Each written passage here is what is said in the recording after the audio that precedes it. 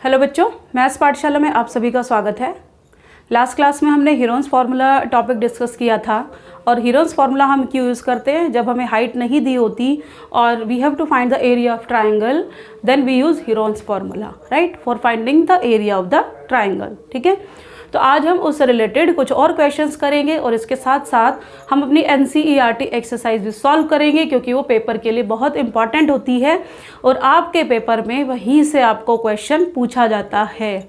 ठीक है, तो जो आपको कुछ वर्कशीट्स वगैरह मिलती हैं क्योंकि उसमें 2 या 3 क्वेश्चन ही होते हैं तो वो प्रैक्टिस के लिए बहुत नहीं है। और अगर आपको मैथ को बहुत अच्छे से पढ़ना है तो आप NCERT ज़रूर करें क्योंकि उसमें आपको प्रैक्टिस क्वेश्चन भी मिलते हैं। और कोई प्रॉब्लम है तो आप उसको कमेंट बॉक्स में डालें। ठीक है, और इस टॉपिक को स्टार्ट करने से पहले आप इस क्लास को लाइक और शेयर ज़रूर कर दें ताकि और स्टूडेंट्स भी आपके साथ पढ़ सकें। ठीक है, तो मैं आपसे एक रिक्वेस्ट और करती हूँ, जब भी हम क्लास को स्टार्ट करते हैं तो एक रिक्वेस्ट है मेरी आपसे कि आप क्लास को एंड तक पढ़ें जिससे आपको बहुत ही फ़ायदा मिलने वाला है। ठीक है, तो हम स्टार्ट करते हैं अपने आज के टॉपिक से, हीरोन्स फार्मूला। ठीक है, हीरोन्स फार्मूला हमने डिस्कस किया था कि एक ट्राइंगल अगर मेरे पास है, इसकी साइड है A, B और C, तो हम एरिया निकालते हैं। सबसे पहले सेमी पेरीमीटर निकालते हैं A + B + C/2 और फिर हम उसका एरिया निकालते हैं और फॉर्मूला हम यूज़ करते हैं S × S - A, S - B, S - C। ठीक है, तो इसी फॉर्मूले को कंटिन्यू करते हुए हम पहले कुछ क्वेश्चन डिस्कस करते हैं। ठीक है, तो फर्स्ट क्वेश्चन है मेरा, an umbrella is made by stitching 10 equal triangular pieces of cloth. देखिए, छतरी सबने देखी है, बारिश आती है तो सब छतरी यूज़ करते हैं। ठीक है, तो एक अम्ब्रेला है,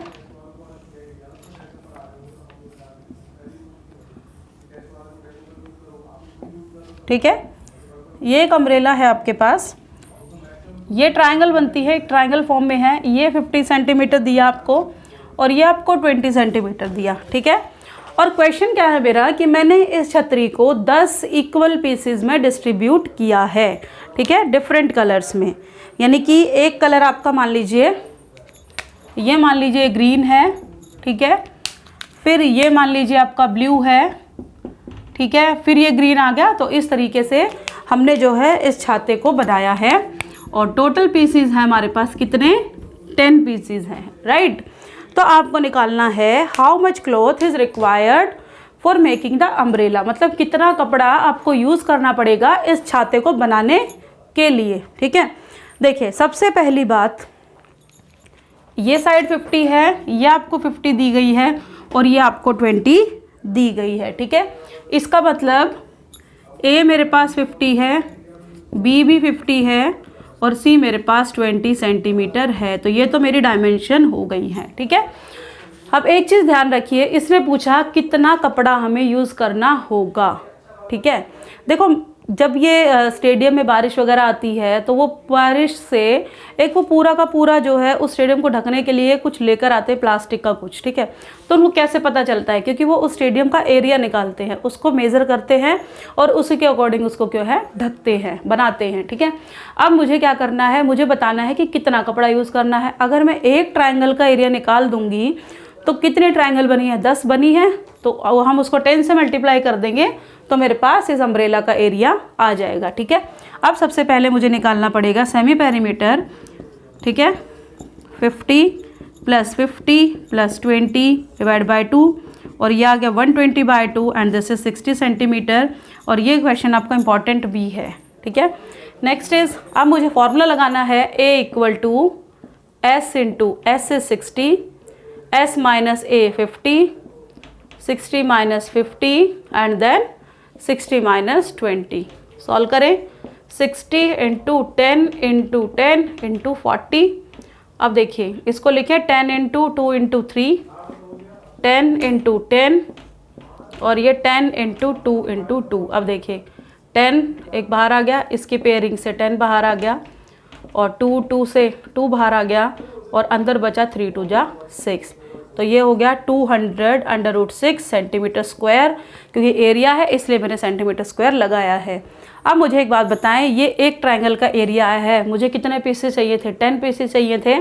तो क्लॉथ रिक्वायर्ड यानी कि कितना कपड़ा आपको चाहिएगा, कैसे पता चलेगा, 10 × में 200√6, जब इसको मल्टीप्लाई करेंगे तो आपके पास जो है 2000√6 इसका आंसर आपको मिल जाएगा। ठीक है, तो इस तरीके से ये तो अम्ब्रेला था। मान लो आपको टाइल्स का क्वेश्चन भी है, आपका टाइल्स का भी पूछा जाए तो आप एक का निकालें और फिर जितनी टाइल्स हैं उससे उसको मल्टीप्लाई कर दें। ठीक है, जल्दी से इसको नोट करो। मैं सेकंड क्वेश्चन पढ़ती हूँ।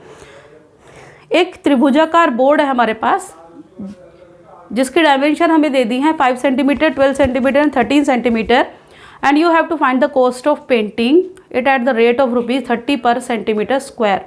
आपको बताना है कि उस ट्रायंगुलर बोर्ड को पेंट करने में कितना पैसा लगेगा।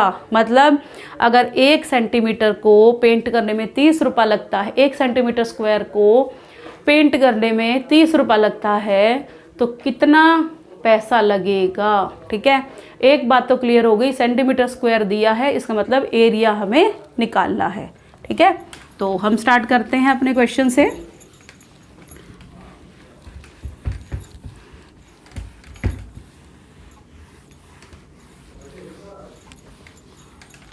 क्वेश्चन फिगर देख लेते हैं। फिगर बनी हुई है 5 centimetre, 12 centimetre and third side is 13 centimetre. ठीक है, क्वेश्चन की मैं लास्ट लाइन लिखती हूँ, find the cost of painting, find the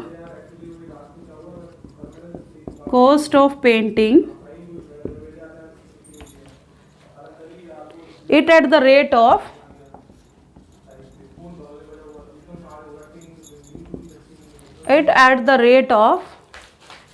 ₹30 per centimetre square. इस लाइन को ध्यान से पढ़िए। 1 सेंटीमीटर स्क्वायर को पेंट करने में 30 रुपीज़ लगते हैं, तो पूरे को पेंट करने में कितना रुपया आपका लगेगा, हमें ये निकालना है। ठीक है, तो हम सबसे पहले एरिया निकालेंगे। तो एस निकालें, A + B + C/2 कितना आएगा 30/2 यानी कि 15 सेंटीमीटर। अब एरिया निकालना है √of S इज़ 15, 15 - 5, 15 - 12, 15 - 13 डिवाइड तो नहीं होगा, √of 15, ये 10 आ गया, ये 3 आ गया और ये 2 आ गया।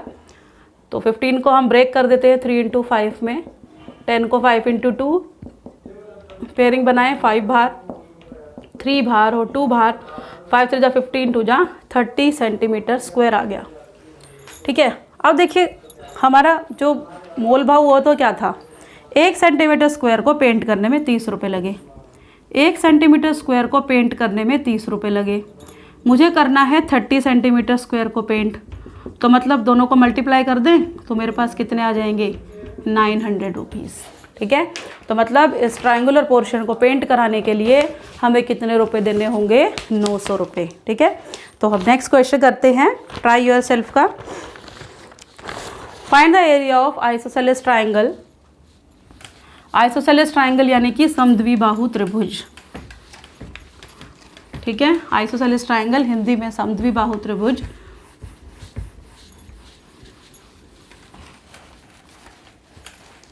पहले क्वेश्चन लिखते हैं।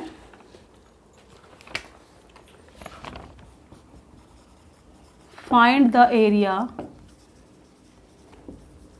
Of isosceles triangle whose each of equal side is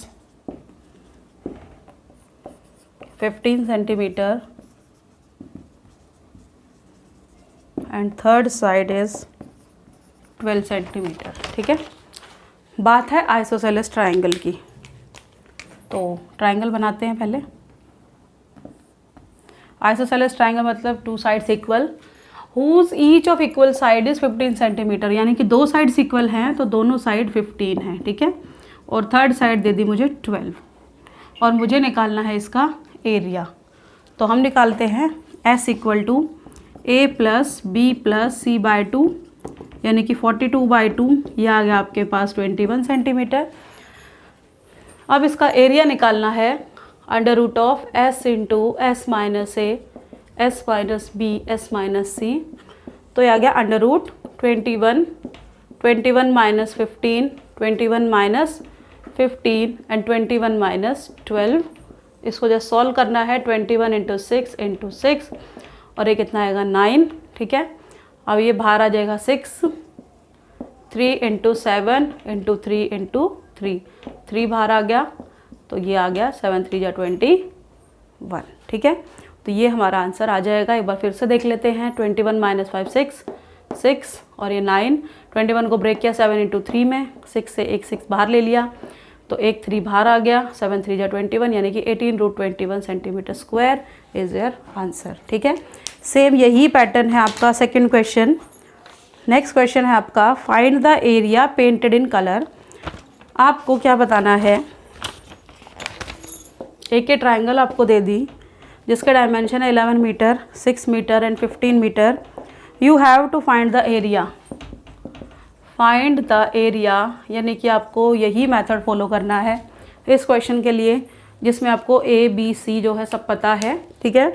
तो आप इस पर सिंपल फॉर्मूला लगाएं और इस क्वेश्चन को आप सॉल्व कर सकते हैं।